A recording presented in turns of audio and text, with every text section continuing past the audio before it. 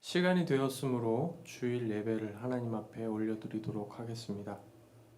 네, 교동문 12번, 시편 19편을 함께 교독하도록 하겠습니다. 교동문 12번, 시편 19편입니다.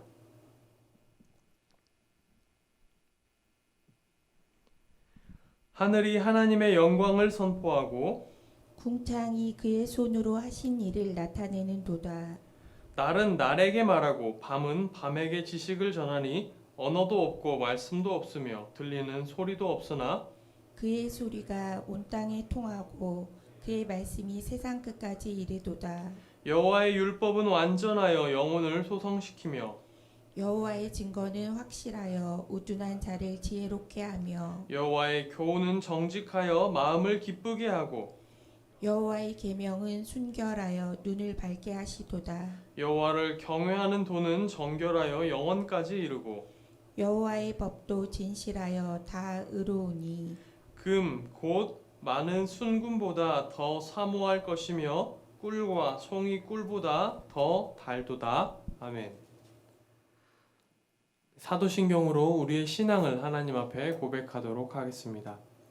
전능하사 천지를 만드신 하나님 아버지를 내가 믿사오며 그 외아들 우리 주 예수 그리스도를 믿사오니 이는 성령으로 잉태하사 동정녀 마리아에게 나시고 본디오 빌라도에게 고난을 받으사 십자가에 못 박혀 죽으시고 장사한 지 사흘 만에 죽은 자 가운데서 다시 살아나시며 하늘에 오르사 전능하신 하나님 우편에 앉아 계시다가 저리로서 산자와 죽은 자를 심판하러 오시리라.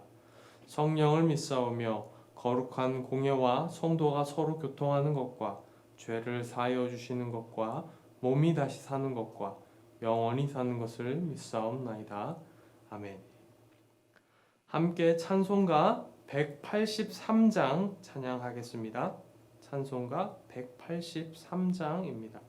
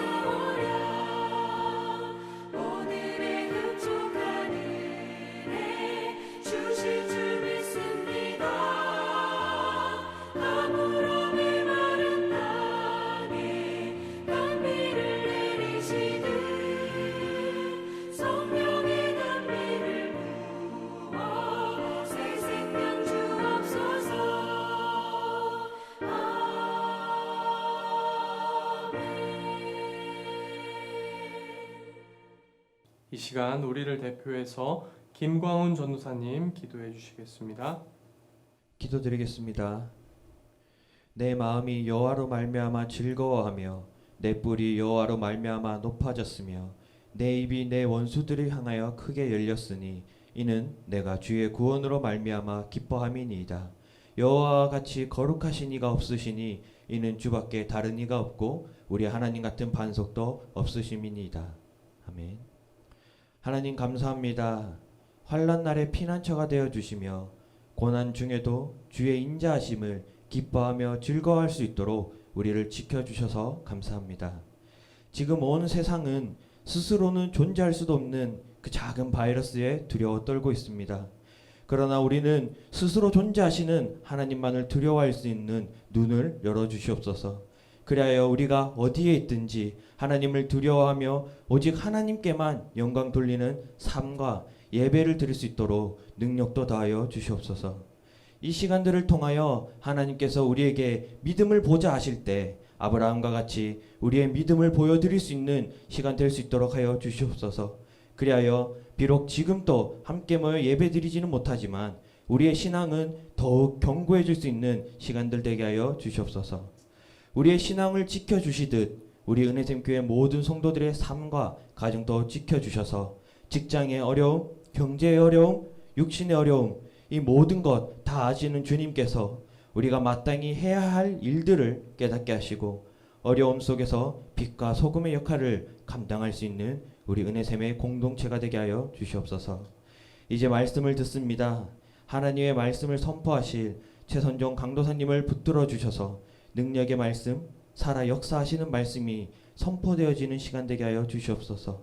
살아계시는 말씀을 듣는 우리에게도 지혜를 주셔서 환난의 때에 조급하게 우리의 생각대로 행동하는 것이 아니라 오직 하나님 말씀에 순종할 수 있는 믿음을 세워주는 시간 되게 하여 주시옵소서.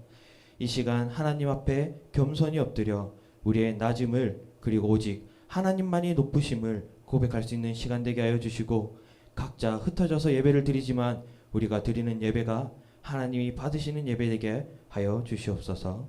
이 모든 말씀 우리의 구원이시며 유일한 생명의 길 되시는 예수 그리스도의 이름으로 기도드렸습니다. 아멘.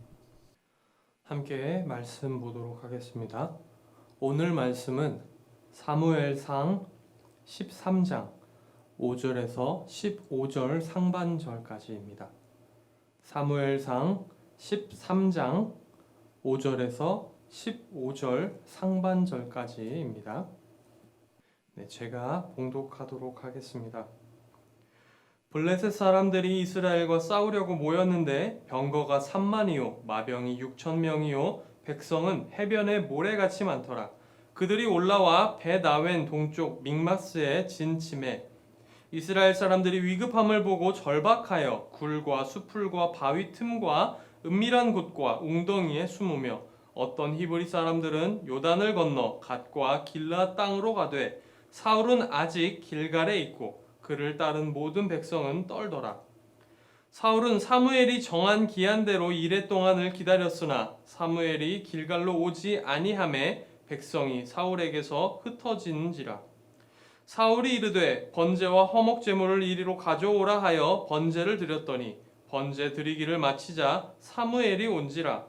사울이 나가 맞으며 문안하매 사무엘이 이르되 왕이 행하신 것이 무엇이냐 하니 사울이 이르되 백성은 내게서 흩어지고 당신은 정한 날 안에 오지 아니하고 블레셋 사람은 믹마스에 모였음을 내가 보았으므로 이에 내가 이르기를 블레셋 사람들이 나를 치러 길갈로 내려오겠거늘 내가 여호와께 은혜를 간구하지 못하였다 하고 부득이하여 번제를 드렸나이다 하니라.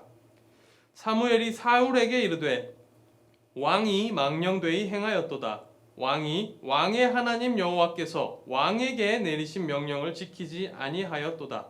그리하였더라면 여호와께서 이스라엘 위에 왕의 나라를 영원히 세우셨을 것이거늘 지금은 왕의 나라가 길지 못할 것이라.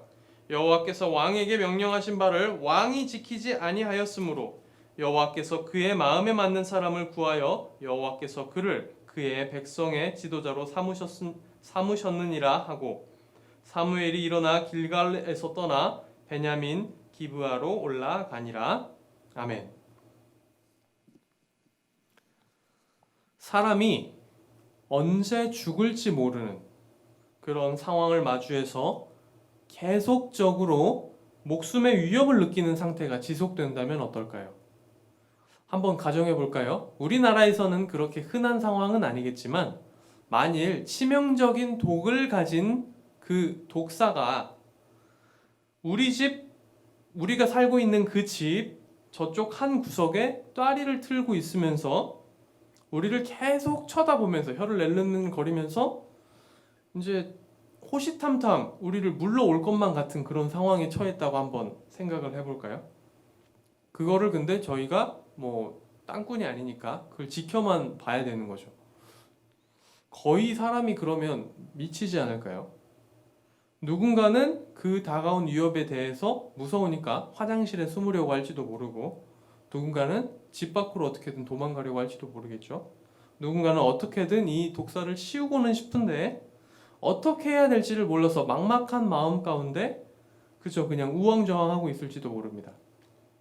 오늘 본문에 이스라엘이 마주한 상황이 바로 이와 같은 상황인데요. 블레셋이 쳐들어왔습니다. 그런데 전력이 너무 압도적으로 차이가 납니다. 오늘 읽었던 본문 5절을 보면요, 블레셋의 병력에 대해서 표현을 하고 있습니다. 병거가 3만이고 마병이 6천이고 백성은 해변에 모래같이 많았다라고 얘기를 합니다.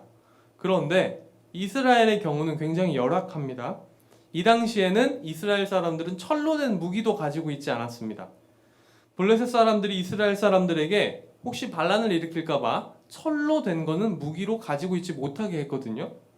그렇기 때문에 고작해야 왕인 사울이나 왕자인 요나단 정도는 돼야 무기를 가지고 있었고, 철로 된 무기를 가지고 있었고, 나머지는 철로 된 무기도 없는 상태인 겁니다. 그렇다고 뭐 숫자가 많냐? 그것도 아니죠. 흩어졌지만 그 숫자가 남아있는 걸 보면은 15절을 보면 그 이스라엘 백성들의 숫자는 600명밖에 없었다라고 얘기를 합니다. 남아있던 숫자가. 이해하기 쉽게 요즘식으로 얘기를 하자면 이런 거죠. 쳐들어온 블레셋은 탱크 3만 대, 장갑차 6천 대, 그리고 무장한 보병은 셀 수도 없이 많은데, 우리 편에는 탱크나 장갑차 같은 것도 없고 그냥 무장도 제대로 안 된 보병 600명밖에 없다는 거죠. 누가 봐도 상대가 안 되고 누가 봐도 어떻게 해도 변수가 없을 것 같은 그런 전쟁인 겁니다. 하나님이 개입하지 않으신다면 죽었다 깨어나도 이길 수가 없는 그런 상황인 거죠. 이기기는커녕 버티기도 힘들어 보이는 상황입니다. 그렇다고 무작정 도망친다고 되는 일이 아니니까 하나님의 개입이 너무도 필요하니까 어떻게든 살려달라고 하나님께 부르짖고 빌기 위해 남아있는 겁니다. 그래서 6, 7절을 보면 다들 여러 가지로 숨고 도망가고 하는 와중에도 사울은 아직 길갈에 머물러 있는 겁니다. 사무엘이 와서 하나님께 제사를 드리기로 했기 때문이죠. 사울을 따르는 모든 백성들도 다 떨면서도 그걸 보면서 기다리고 있습니다. 언제 쳐들어올지 모릅니다. 상대가 안 되는 압도적인 병력을 가진 적이 코앞에 있습니다. 불안하겠죠. 긴장되고 초조하겠죠.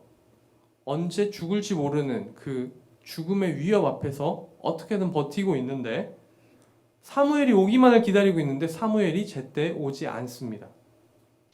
어쩌면 이들은 하나님이 우리를 버리신 거 아닌가? 하나님이 이 상황에서 우리를 구원하실 능력이 없나? 사무엘도 너무 무서워서 도망가 버렸나? 이제 우리에겐 희망이 없나? 이런 생각을 하면서 더 절망에 빠졌을지도 모르죠.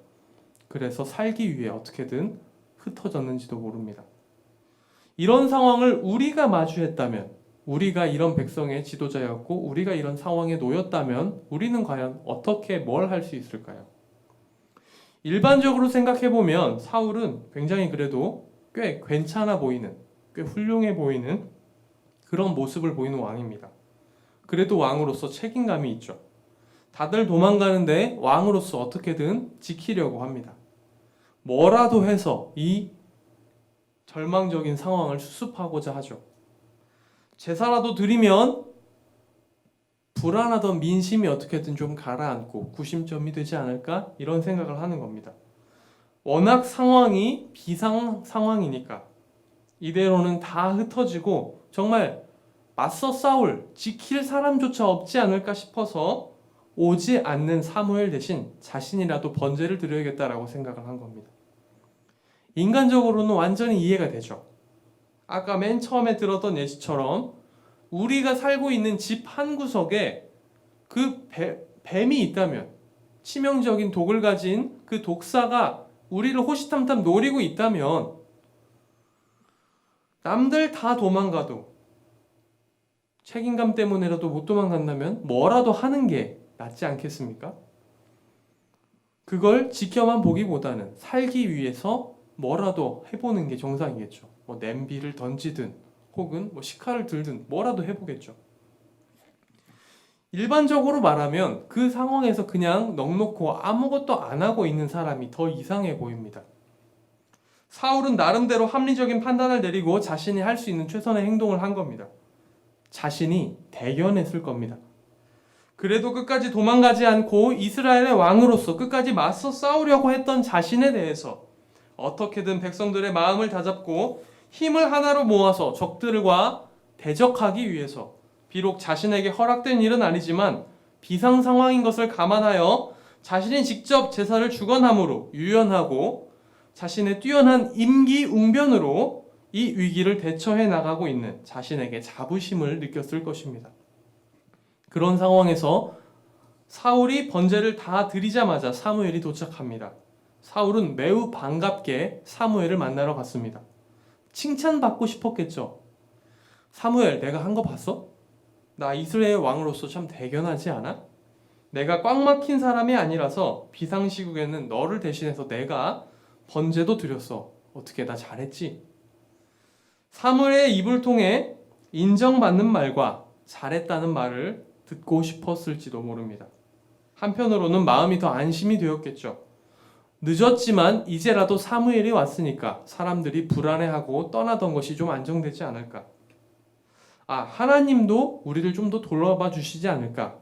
이런 생각도 했을 수 있겠죠. 그런 기대를 가지고 있던 사울에게 사무엘은 이게 아닌데 싶을 정도로 냉혹하게 첫 마디부터 쏘아붙입니다. 왕이여, 지금 뭐 하시는 겁니까? 이런 싸늘한 반응에 사울은 꽤 억울했을 겁니다. 사울은 자신이 왜 이렇게 행동했는지 사무엘에게 잘 설명이 끝나면 사무엘도 자신을 이해해 줄 거라고, 자신을 칭찬해 줄 거라고 생각을 하고 변명 같은 설명을 시작합니다. 히브리 원문을 보면 사울의 첫 말은 내가 보았다로 시작하는데요. 이런 거죠. 내가 봤어. 백성들이 나로부터 흩어지는 것을 내가 봤어. 그리고 너는 오기로 한 날의 시간까지 오지 않았지. 블레셋 사람들은 믹마스에 모여 있었어. 그래서 이제 그들이 나를 치러 길갈로 올 것 같은 급박함 때문에, 그런데도 아직 제사를 못 드렸으니까, 여호와께 은혜를 간구하지 못했으니까 정말 어쩔 수 없이 부득이하게 내가 제사를 대신 드린 것뿐이야 라고 말합니다.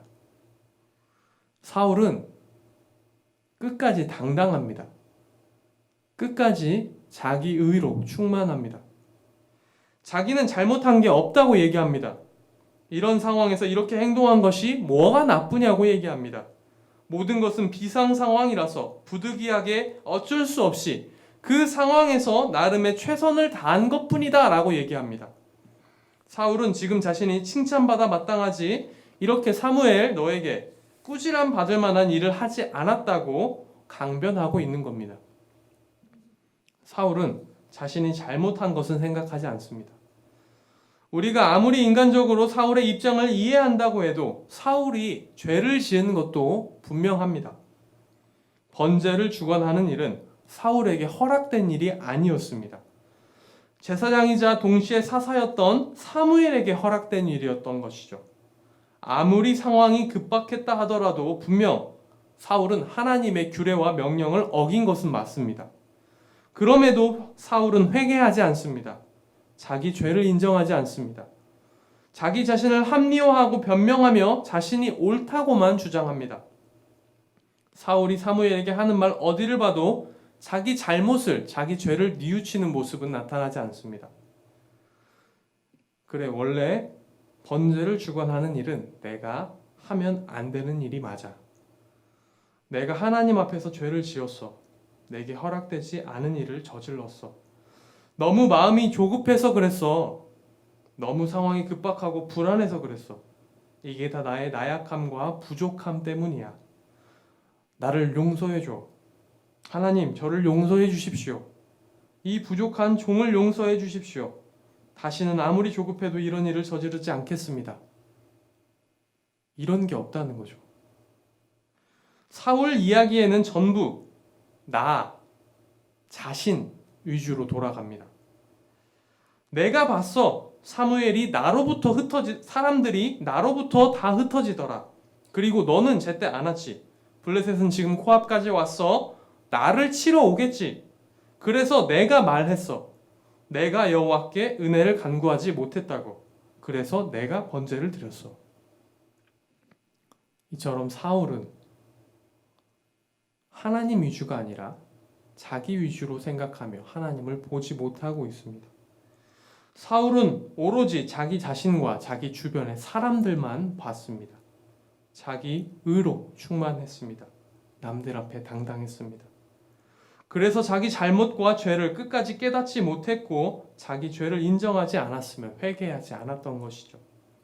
이런 사울에게 사무엘은 말합니다. 왕이여, 당신은 바보 같은 행동, 어리석은 짓을 했습니다.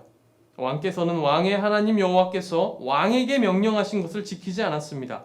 만일 그 명령을 지켰다면 하나님께서 왕의 가문을 영원히 이스라엘의 왕으로 세우셨을 텐데 그러지 않았으니 왕의 가문은 길지 않을 것입니다. 여호와께서 왕께서 명령하신 내용을 왕이 지키지 않았으니까요. 여호와께서는 자기 마음에 맞는 자를 구하여 그를 백성의 지도자로 삼으실 것입니다. 라고 말합니다. 사무엘은 여기서 계속 의도적으로 왕이라는 표현을 반복하며 강조하고 있습니다. 또한 사울이 하나님의 명령을 지키지 않았다는 것을 2번이나 반복해서 강조하고 있죠. 사울의 잘못이 무엇인지를 지금 깨닫게 해주려고 하는 겁니다. 이스라엘의 왕은 어떤 사람입니까? 이스라엘의 진짜 왕은 누구입니까? 이스라엘은 여호와 하나님께서 다스리시는 나라입니다. 백성들 위에 군림하여 그들을 마치 자신의 소유처럼 부리는 이방의 왕들과는 달리 이스라엘의 왕은 하나님의 명령을 따라 백성을 돌보고 관리하는 직책입니다. 왕의 뜻과 말이 그 나라의 법이 되는 것이 아니라 하나님의 말과 하나님의 뜻이 이스라엘의 법이 되는 나라입니다. 왕이 되는 방법도 다른 나라와는 다릅니다. 이스라엘의 왕은 하나님이 선택하심으로 왕으로 세워집니다. 하나님의 사람을 통해 기름 부음을 받은 자가 왕이 됩니다. 이스라엘의 왕이 누가 될지를 하나님이 직접 결정하시는 겁니다. 그렇기 때문에 이스라엘의 왕은 하나님 앞에서 선하냐 악하냐, 하나님께 순종했느냐 순종하지 않았느냐에 따라 평가가 됩니다. 군사적으로 부강한 나라를 만들었다고, 경제를 부흥시켰다고, 외교를 잘했다고 훌륭한 왕으로 기록되지 않습니다. 하나님의 말씀을 따라 다스렸는지, 하나님이 맡겨주신 그 백성들을 잘 다스리고 그들이 하나님을 경외하게끔 했는지, 이런 것들이 중요했던 거죠. 이스라엘의 왕이라는 자리는 그런 자리였습니다. 사울의 죄악이 바로 이것이었죠. 자기 눈에 보이는 대로 자기 생각과 판단을 따라 행동해서는 안 됐습니다. 자기 합리화를 해가며 자기 의로 충만하여 남들 앞에 당당해야 할 것이 아니라 하나님의 뜻과 말씀이 어디에 있는지, 지금 이 상황에서 어떻게 순종해야 하는지를 고민하고 생각하고 판단해야 했습니다. 자신은 하나님의 말씀을 따라야 했는데 만일 자신이 하나님의 말씀을 어겼다면 자신의 죄를 깨닫고 바로 하나님 앞에 회개해야 했던 거죠. 자신은 그저 하나님이 맡겨주신 백성들을 지도하고 인도하는 역할을 맡은 관리인임을 끝까지 잊지 않았어야 했습니다. 하지만 사울은 어느새 자신이 이스라엘의 진정한 왕이라고 믿게 된 것입니다. 모든 것을 자기 위주로만 생각하고 행동하는 사람이 되었습니다. 그래서 하나님께서는 사무엘을 통해 사울의 죄악을 책망하시며 하나님의 마음에 합한 자를 세워 그를 백성의 지도자로 세우실 것이라고 말씀하고 계십니다. 그러니까 사실은 처음에 우리가 꺼냈던 그 예시가 집 구석 한 구석에 독사가 또아리를 틀고 호시탐탐 우리를 노리는 그 상황이, 그 집이 우리가 살고 있어서 우리 집인 줄 알았지만 사실은 우리 집이 아니었다는 겁니다. 우리는 그 집의 관리인이었을 뿐이라는 거죠. 거기다가 집 주인이 우리에게 미리 말했던 내용이 있는 겁니다. 그렇게 된다면 이 이야기는 전혀 다른 이야기가 되죠. 집 주인이 관리인에게 이렇게 얘기를 한 겁니다. 집에서 희귀하고 비싼 뱀을 한 마리 키우고 있는데 만일 그 뱀이 자기 거처를 탈출하더라도 안방까지는 못 들어올 거니까 안방에서 가만히 기다리고 있으면 집 주인이 직접 와서 해결해 주겠다 라고 말을 했던 거죠. 그러니까 뱀이 탈출하면 괜히 돌아다니다가 물리지 말고 안방에서 가만히 기다리고 있어라 라고 얘기를 했는데, 독사가 거실을 돌아다니는 모습을 보고 자기가 그냥 혼자 불안해서 자기가 직접 때려잡으려고 안방 밖으로 나간 관리인의 모습이 된다는 겁니다. 그렇게 얘기가 된다면 과연 우리가 아까는 최선이라고 생각했던 그 행동이 지금도 과연 최선으로 보일까요? 이런 상황에서도 과연 관리인은 집 주인에게 자신이 나름대로 비상 상황에서 의연하게 대처했다며 칭찬해달라고, 자신은 잘못한 게 없다고 당당하게 얘기한다면 집주인은 그 관리인에 대해서 자기 일을 정말 잘했다라고 칭찬하며 인정해 줄까요? 관리인은 자기에게 주어진 권한 밖의 일을 집주인의 말을 무시하면서까지 끝까지 저질렀는데, 자기 잘못을 끝까지 인정하지도 않는데 이런 관리인을 계속 쓰고 싶은 집주인이 있을까요? 우리는 하나님 앞에 어떠한 관리인입니까? 우리는 모두 우리 삶의 관리인들입니다. 우리 삶은 우리의 것이 이제 아니죠. 우리는 예수님의 보혈로 인해 모든 죄를 용서받고 오직 예수님만을 우리 삶의 주인으로 믿으며 고백하는 사람들입니다. 이제 우리가 육신 가운데 사는 것은 우리 자신의 쾌락과 유익을 위한 목적으로 사는 것이 아니라 예수 그리스도를 믿는 믿음으로 말미암아 세상 가운데 거룩하게 살기 위함입니다. 우리는 그저 하나님의 관리인으로서 우리의 삶을 관리하고 있을 뿐인 거죠. 우리가 살다 보면 오늘 본문의 사울과 같은 상황을 마주할 때가 있습니다. 우리가 뭐라도 안 하면 그대로 죽을 것 같은, 너무도 불안하고 극도로 초조해서 미칠 것만 같은 그런 위기가 우리 삶에 닥쳐올 때가 있습니다.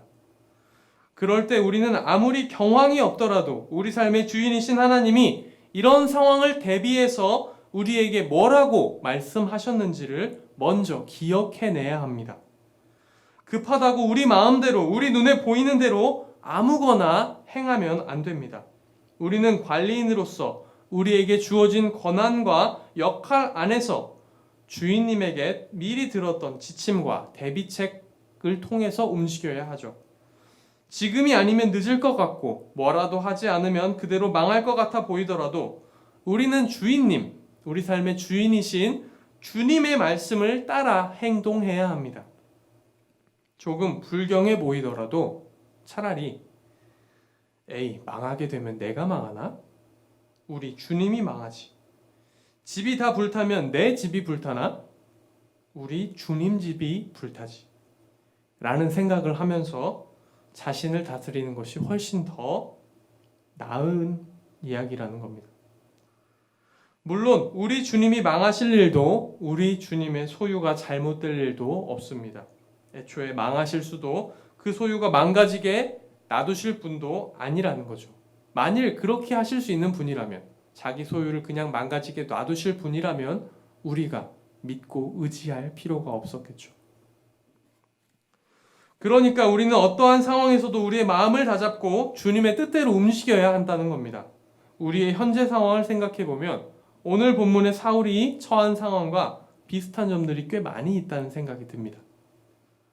신종 코로나 바이러스의 창궐로 인해 여러모로 많이 힘들어하고 있습니다. 직접적인 감염 말고도 특별히 자영업에 종사하신 분들의 경우 생계에 대한 위협이 매우 큰 상황입니다. 매출은 턱없이 줄었는데 고정 지출은 우리 눈앞에 있죠. 월세를 어떻게 내야 하나? 지금은 인건비도 안 나오는 상황인데 어떻게 대처해야 하나? 당장 이번 달 생활비는 어떻게 충당해야 하나 고민이 되죠. 매일 아침마다 출근을 해야 하나 하지 말아야 하나 하는 고민을 하시는 분도 계시고, 창살 없는 감옥에 갇혀 하루 종일 혼자 직장에 갇혀 있다고 생각이 되시는 분도 계십니다. 평소보다 일찍 문을 닫고 편치 않은 마음으로 귀가하시는 분도 계십니다. 더욱 큰 문제는 언제 이 사태가 진정되고 다시 우리 일상과 경제가 원상복귀될지 모른다는 불투명한 내일입니다. 이대로라면 지금과 같은 상황이 몇 달이고 지속된다라고 한다면 정말 망할 것 같은 불안함과 초조함이 몰려옵니다. 당장 내일의 생계가 걱정이 됩니다. 이런 상황에서 슬그머니 유혹이 우리에게 다가올 수 있습니다. 원래는 우리가 해서는 안 되는 일인데, 우리에게 허락되지 않은 일이고 권한이 없는 일인데, 불법적인 일인데 이대로는 안 될 것 같으니까 이거라도 해보자, 이렇게라도 살아보자, 일단 먹고 살아야 되지 않을까 하는 유혹의 손길이 다가올 수 있습니다. 비단 자영업에 종사하시는 분이 아니더라도 여러 회사에서도 지금 구조조정의 움직임들이 보이고 있기 때문에 이와 동일하거나 유사한, 어쩌면 더 크고 강압적인 유혹과 시험이 찾아올 수도 있습니다. 우리 삶이 만일 우리의 것이 맞다면 살기 위해 뭐라도 해야죠. 우리가 책임져야 되니까요. 먹고 살아야 되니까요. 불법이고 뭐고 일단 살아야 되니까. 권한이 없고 허락되지 않았어도 뭐든 할 수 있겠죠.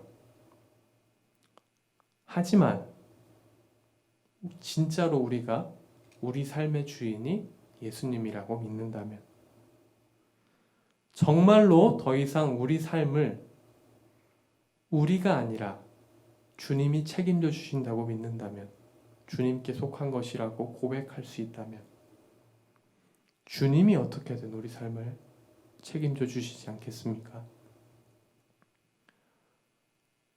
지금 큰 어려움에 닥친 분들에게 이런 말씀을 드리는 것이 어쩌면 너무 쉽게 말하는 거 아닌가 하는 생각이 드실 수도 있겠지만, 우리가 정말로 관리인일 뿐이라면, 우리 삶이 더 이상 우리가 책임져야 할 것이 아니라면 주님은 우리 삶을 이대로 버려두지 않으실 겁니다. 우리는 관리인으로서 주님이 이런 상황에 처하게 된다면 어떻게 행동하라고 하셨는지를 기억해야 합니다. 그리고 거룩하게 구별되어 그 하신 말씀에 순종하며 살아가야 합니다. 사실 근데 이렇게 말씀드리는 게 말로 하는 건 참 쉬운데, 이런 상황에 우리가 직접 처하게 되면 굉장히 힘들죠. 위기 상황에서는 이성적인 판단보다는 우리 머리로 통제하기 힘든 본능적이고 직관적인 공포가 닥쳐오기 때문입니다. 또한 위기 상황에서는 그 문제가 너무 크게 다가와서 우리의 시야가 극히 제한되고 다른 것을 생각할 여유가 생기지 않기 때문이죠. 마치 배에 갑작스럽게 큰 신호가 와서 화장실이 급해졌을 때 이성적으로 차분히 생각해보고 판단하기보다는, 다른 것을 생각한 여유를 갖기보다는 일단 이것부터 해결하고 봐야 한다는 압박감과 위기의식이 우리를 지배하는 것과 같습니다. 혹은 극도로 배가 고프거나 극도로 목마르거나 극도로 졸릴 때 다른 무언가를 따지거나 생각하기 힘든 것과도 같습니다. 일단 이 문제가 해결되지 않으면 다른 것을 생각하기가 힘들죠. 3일 동안 잠을 한숨도 못 잔 사람이 과연 어떠한 이성적인 판단과 생각을 평소만큼 할 수 있겠습니까? 평소 같았으면 다르게 생각하고 판단했을 텐데도 위기 상황에서는 그럴 수 없는 것이 사람의 자연스러운 본성입니다. 그렇다고 이 본성대로만 살아간다면, 이 본성에 매번 굴복하여 하나님의 말씀과 뜻에 순종하지 못하고 걸려 넘어진다면, 유혹과 시험에 걸려 넘어진다면 우리는 성도로서 온전한 삶을 살아갈 수가 없습니다. 그래서 위기 상황에서도 최대한 본능을 억누르고 평소와 같이 이성적으로 판단할 수 있도록 하나님의 말씀 안에서 흔들리지 않으며 유혹에 넘어가지 않도록 하기 위해서 실천적인 적용들을 한번 시도해 봤으면 좋겠습니다. 물론 이런 시도를 한다고 해서 우리가 처한 상황 자체가 달라지는 것은 아닙니다. 잘 훈련된다고 해서 완벽하게 평소와 같이 행동할 수 있는 것도 아닙니다. 하지만 분명히 달라지는 것도 생기게 될 겁니다. 예를 들자면 화장실이 아무리 급해도 여자 화장실은 가깝고 남자 화장실은 먼 상황이어도 여자 화장실은 남자에게 허락되지 않았고 그럴 권한이 없으며 가서는 안 된다는 것을 기억함으로 좀 더 고통스럽더라도 좀 더 힘들더라도 멀리 있는 남자 화장실로 향할 수는 있겠죠. 목이 아무리 말라도 바닷물을 마시면 갈증만 더 심해져서 결국은 죽음에 이르게 된다는 것을 기억함으로 살고 싶으면 바닷물을 마시면 안 된다는 것을 상기하면서 지금 목마른 것을 조금 더 참아낼 수 있겠죠. 당장 지금 아무리 배가 고파도 눈앞에 있는 독버섯을 먹으면 이 순간 배는 조금 채울 수 있을지 몰라도 결국 죽을 수밖에 없다는 것을 기억함으로 죽음의 위협에서 벗어날 수 있겠죠. 이처럼 이를 위해서 우리가 해야 할 일이 있습니다. 평소에 할 수 있는 일과 위기 상황에 처했을 때 할 수 있는 일이 있는데요. 먼저는 평소에 해야 할 일입니다. 위기 상황이 닥치게 되면 우리는 그 위기에서 벗어나고자 하는 본능을 우리 이성으로 이길 수가 없습니다.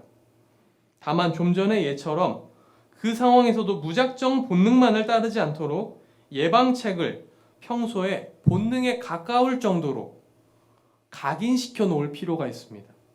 즉, 평소에 꾸준히 말씀을 보고 기도를 하고 경건 생활이 우리 삶에 각인이 되어 있어야 한다는 거죠. 그래야만 우리가 위기 상황에서 조금 더 넓게 생각하며 최악의 선택을 피할 수 있고 당장 우리 눈에 보이는 대로 행하지 않을 수 있는 겁니다. 각인된 말씀과 기도, 경건 생활이 우리를 위기 생활에서 조금 더 현명하게 행동할 수 있게끔 이끌어 갈 것입니다. 두 번째로는 위기 상황이 닥쳤을 때 그 위기로부터 우리의 시선을 조금이라도 분산할 필요가 있습니다. 목마르고 배고플 때 자꾸 목마르고 배고픈 것만 묵상하게 되면 더 목마르고 배고프며 그 상황 자체에 해결엔 도움이 안 되죠. 천길 낭떠러지 위에 있는 유리 다리를 건너갈 때에도 자꾸 아래를 바라보면 다리가 떨리고 무서워서 못 건너가지만 고개를 조금 들어서 앞을 쳐다보면 그래도 조금 더 수월하게 건너갈 수 있는 것처럼 자꾸 우리 눈이 눈앞의 어려움과 문제를 향하고 거기 고정되려고 할 때 우리의 눈을 들어 십자가에 달리신 예수님을 바라보며 우리의 시선을 분산하려는 시도를 해봤으면 좋겠습니다. 우리가 마주한 어려움의 때에 우리가 할 일이 하나님을 믿는 믿음 가운데 이 자리에서 버티고 기다려야 하는 것이라면 좀 더 건설적인 방향으로 우리의 관심과 시선을 분산해 보면 어떨까요? 평소보다 기도도 더 해보고 말씀도 더 보고 지인들에게 전화해서 전화상으로라도 성도의 교제를 나누는 겁니다. 어떻게 지내고 있는지, 어떤 어려움을 겪고 있는지, 신앙생활에 있어서 어떤 어려움은 없는지.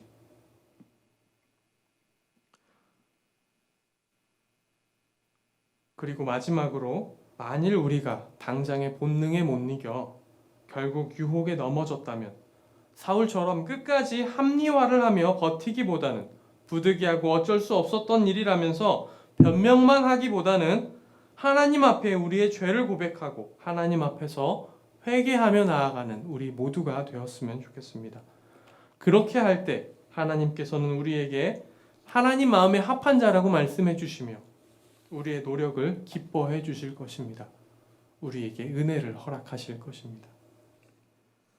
사랑하는 은혜샘교회 성도 여러분, 우리가 오늘 본문의 사울과 같은 급박한 어려움을 마주했다 하더라도 위기와 위협 앞에서 생존 본능이 무엇보다 앞서는 그 순간에도 우리 삶의 주인이 우리가 아니라 하나님이심을 잊지 않는 가운데 우리에게 허락된 고난과 우리가 해야 할 일을 기억하며 말씀에 순종할 수 있는 우리 모두가 되기를 예수 그리스도의 이름으로 축복합니다. 이 시간에는 함께 기도했으면 좋겠습니다. 오늘 들은 말씀을 기억하시면서 우리가 오늘 본문의 사울과 같은 죄를 피할 수 있게 해달라고, 우리에게 주어진 권한과 우리에게 주어진 그 책임을 잊지 않는 가운데 우리가 하나님의 말씀을 따라 살아갈 수 있게 해달라고, 아무리 큰 위협이 닥쳐와서 생존 본능이 우리를 지배하는 그 상황에도 우리가 당장 눈앞에 그 생계에만 신경 쓰는 것이 아니라 우리 삶의 주인이 이제는 우리가 아니라 하나님이심을 기억함으로 하나님이 우리 삶을 책임져 주시고 구원해 주실 것을 믿는 믿음 가운데 말씀을 따라 거룩하게 살 수 있는 우리가 되게 해달라고 함께 기도하며 나아갔으면 좋겠습니다. 기도하겠습니다. 주님, 우리가 오늘 본문을 통하여 사울의 죄를 살펴보았습니다. 주님, 오늘 본문의 사울은 자신에게 허락되지 않은 것임에도 불구하고 자기 눈에 보이는 대로 행하는 죄를 저질렀습니다. 인간적인 관점에서 보면 그게 그럴싸하고 잘 행동한 것처럼 보입니다. 어쩌면 칭찬받아 마땅한 행동으로 보이기도 합니다. 그러나 그것이 하나님의 관점에서 보게 된다면, 그 사람이 관리인이었다면 이야기가 달라지게 되는 것을 다시 한번 보게 됩니다. 주님, 우리가 이제는 우리의 눈으로 보고 판단하는 것이 아니라 아무리 큰 위협이 우리 눈앞에 닥치더라도 우리는 하나님께서 이 상황을 대비하여 우리에게 전해해 주셨던 말씀을 기억하는 가운데 하나님의 말씀을 따라 살아갈 수 있게 허락하여 주옵소서. 주님, 물론 급박한 상황이 오면 우리가 평소와처럼 하나님을 바라보고 하나님의 말씀을 의지하지 못하는 것이 당연할 수 있지만, 그러한 상황에서도 우리가 최대한 하나님을 바라보며 하나님의 말씀을 따라 살아가기를 원합니다. 우리가 우리의 권한 밖을 벗어난 행동을 하지 않기를 원하고 하나님의 뜻을 벗어나지 않기를 원합니다. 주님, 그리고 만일 우리가 하나님 앞에 범죄했더라도 우리가 끝까지 우리 자신을 변호하는 것이 아니라 끝까지 자기 합리화를 하면서 하나님 앞에 뻐기는 것이 아니라 우리의 죄를 고백하고 우리의 죄를 인정하며 하나님 앞에 회개하며 나아가기를 원하오니, 주님, 우리가 그렇게 나아갈 때 우리에게 은혜를 베푸시고 긍휼을 베풀어 주시옵소서. 주님, 우리가 하나님 앞에 거룩하게 구별되어 살아가기를 원합니다. 주님, 우리가 하나님의 사람으로 살아가기를 원합니다. 주님, 지금 코로나 바이러스로 인해 참 많은 어려움들이 우리 삶에 그렇지 않아도 있는 어려움들 위에 쌓여가고 있는데, 설상가상이라는 말이 어울리는데, 주님, 이 상황에서도 우리 삶의 주인이 주님이심을 잊지 않는 우리 모두가 되게 허락하여 주시옵소서. 우리 삶의 주인이 우리인 것처럼, 우리가 우리 삶을 어떻게든 책임져야 되는 것처럼 착각하지 않게 허락하여 주시옵소서. 주님, 이 위기의 때 우리의 신앙과 인격이 주님 안에서 한층 더 성숙할 수 있게 허락하여 주시옵소서. 한 가지 더 기도했으면 좋겠습니다. 코로나 바이러스를 놓고 기도했으면 좋겠는데요. 지금 초등학교, 중학교, 고등학교에서는 4월 6일부터 개학을 준비하고 있다고 합니다. 어떻게 될지는 다음 주가 되고 시간이 좀 더 지나서 공식 발표가 나야 알겠지만, 학교도 그리고 경제도 문화도 모든 분야에서 지금 다 너무도 어려운 시간들을 마주하고 있는데, 이 상황이 속히 해결될 수 있게 해달라고, 하나님의 뜻이 어디에 있는지 우리가 파악할 수 있게 해달라고, 이로 인한 어려움이 사라지고 우리가 하나님을 더 찬양하고 기뻐하며 편한 마음으로 하나님께 감사할 수 있게 해달라고, 이로 인해 고통받는 자들을 위로하여 달라고 또 생각나시는 대로 한 번 더 기도했으면 좋겠습니다. 기도하겠습니다. 주님, 우리가 이 나라와 민족 그리고 전 세계를 위해서 기도합니다. 주님, 코로나 바이러스 창궐로 인해서 전 세계가 다 고통받고 신음하고 있습니다. 주님, 아까 김광문 전사님 기도처럼 스스로는 존재할 수도 없는 그 바이러스로 인해 참 많이 고통받고 있습니다. 주님, 이런 시국일수록 스스로 존재하실 수 있는 자존하시고 영원하신 그 하나님을 믿는 믿음 가운데, 그분이 우리 삶을 책임져 주신다는 그 감사 가운데 우리가 이 시간을 버텨낼 수 있게 허락하여 주시옵소서. 주님, 하나님의 뜻이 어디에 있는지를 파악할 수 있게 허락하여 주시옵시고, 우리가 이 어려움 속에서도 믿음을 지켜나갈 수 있게 허락하여 주옵소서. 주님, 또 4월 6일 개강을 준비하고 있는, 개학을 준비하고 있는 학교들도 있습니다. 주님, 어떻게 되는 것이 선한 것이고 어떻게 하는 것이 더 좋은 것인지 모르겠습니다. 주님, 공식 발표가 있을 때까지 우리도 기도함으로 기다릴 수 있게 허락하여 주십시고, 그 공식 발표 또한 하나님이 원하시는 뜻대로, 하나님이 기뻐하시는 뜻대로 이루어질 수 있도록 허락하여 주옵소서. 주님, 이 상황 속에서도 우리의 믿음을 지키며 선한 영향력을 뛰쳐나갈 수 있게 허락하여 주옵소서. 주님, 우리가 어디에 있든지 간에 그 부르신 곳에서 거룩한 삶을 살아갈 수 있는 우리가 되게 허락하여 주시옵소서. 이 모든 말씀 지금도 살아 역사하시는 예수 그리스도의 이름으로 기도드렸습니다. 아멘. 함께 찬송가 204장 함께 찬양하도록 하겠습니다. 찬송가 204장입니다.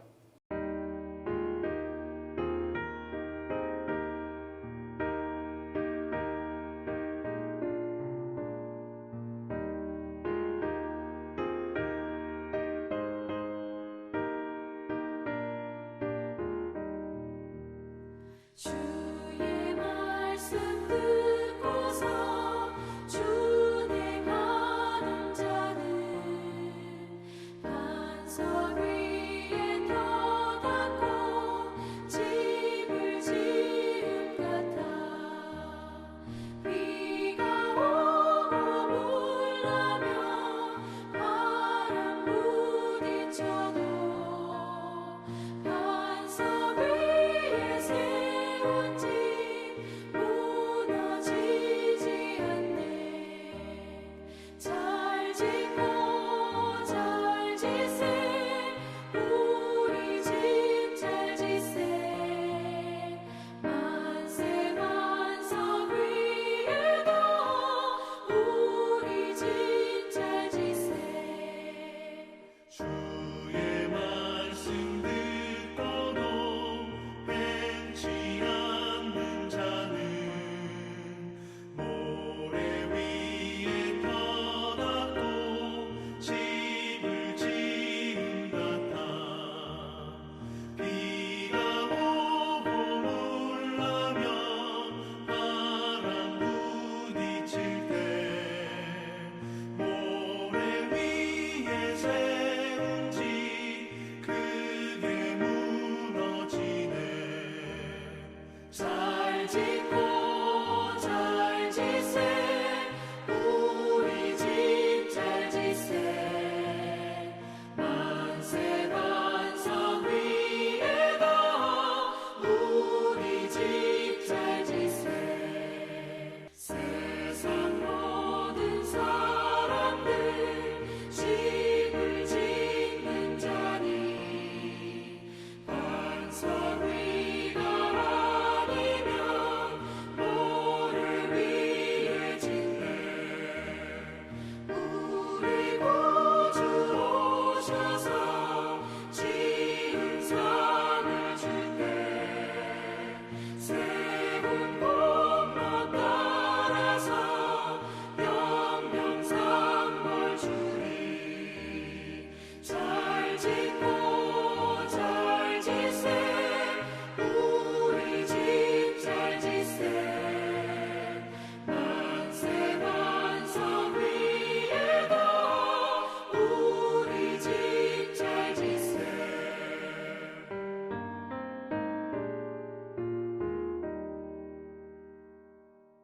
기도하겠습니다. 하나님, 참으로 어려운 때를 당했습니다.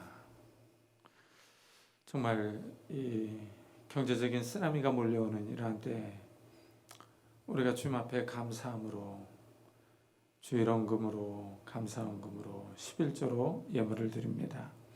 하나님께서 이 예물을 받아주시고 우리의 삶을 지켜주시기를 원합니다. 이스라엘 백성이 광야에 있었을 때 메추라기를 주시고 만나를 주시고 마실 물을 주시고 옷과 신발이 헤어지지 않게 보호해 주셨던 하나님께서 이 어려운 때 저희들의 삶을 지켜주시고 보호해 주셔서 우리의 삶이 쓰러지지 않게 하시고 우리의 삶에 악한 질병과 악한 사건과 사고들이 우리를 해하지 못하도록 지켜주옵소서. 또한 경제적인 어려움이 우리를 해하지 못하도록 하나님 우리를 보호해 주옵소서.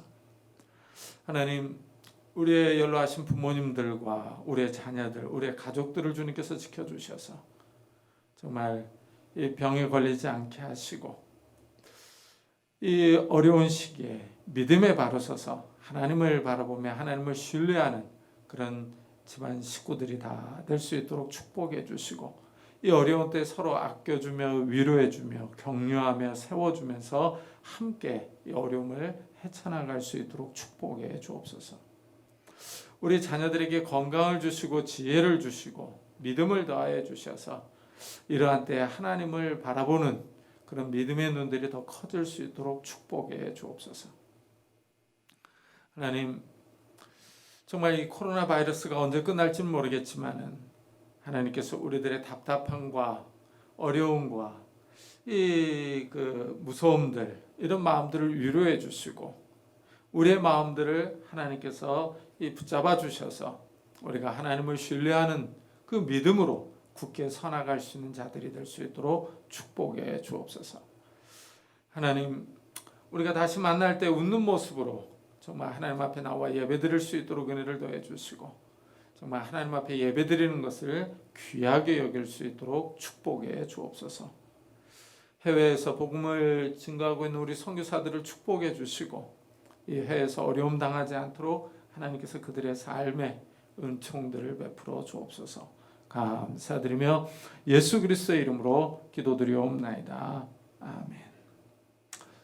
교회 소식을 알려드리겠습니다. 이번 주에 읽을 성경 본문은 사무엘상 10장부터 사무엘상 28장입니다.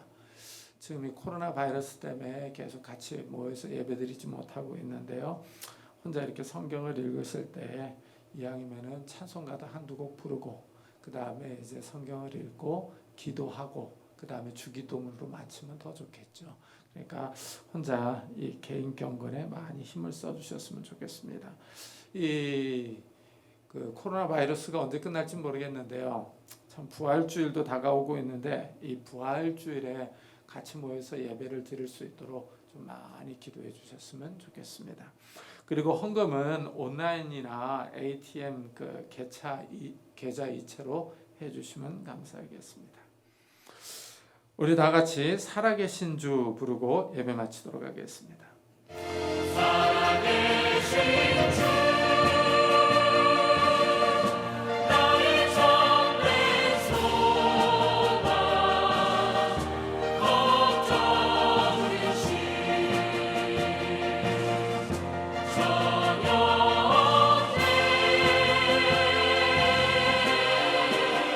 사랑의 주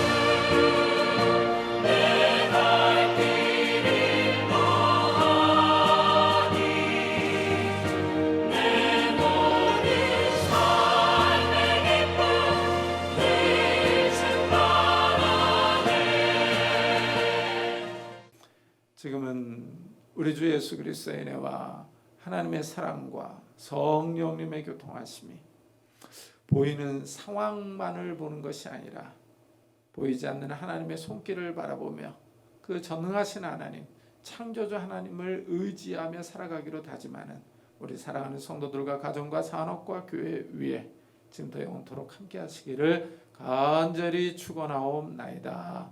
아멘.